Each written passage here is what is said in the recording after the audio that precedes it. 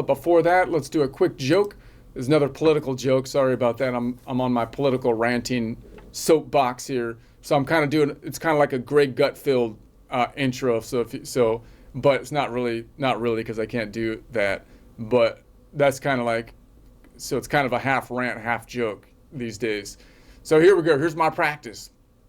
If you ask the average American, what are the top 5 topics you identify with the Democratic Party, I bet you like 3 out of 5 will be like 80-20 opinion topics, where like 80% of the country is on one side and like 20% is on the other. It's pretty clear in terms of where like the country stands. And I'm talking not just like the whole country, but even when you look at segments of the country. So it's not like it's a majority versus minority thing. Even when you look at different groups, they're like 80-20 opinion topics, and the Democrat keep pitching their flag on the 20% side like every time. And you, I mean, at some point you have to roll your eyes and ask, like the Doge thing. I mean, who's not for cutting government spending? Like, they spend money like crazy, and it's like they're just wasting money. Like how could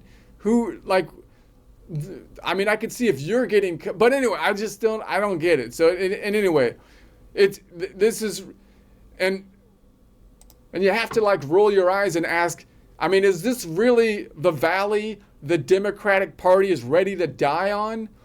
Mainly because they were too stupid to find some high ground? We often talk about choosing a hill to die on, because we presume that if you're gonna die on something, that you go to the high ground and then you try to defend that. But the fact is that oftentimes, if you find high ground, you don't actually die.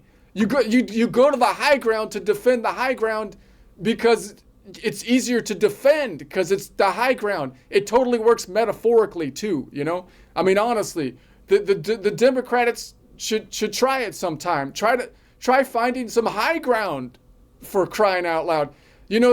Since trying to shoot limp arrows fired by weak, ambiguous hippies out of the pits of hell doesn't seem to be going very well. That doesn't seem to be working.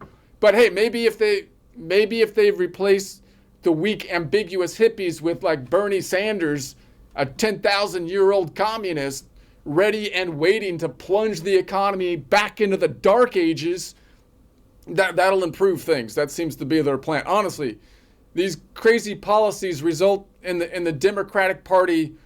The whole Democratic Party is in the know. They're in the know. Know that is spelled N-O.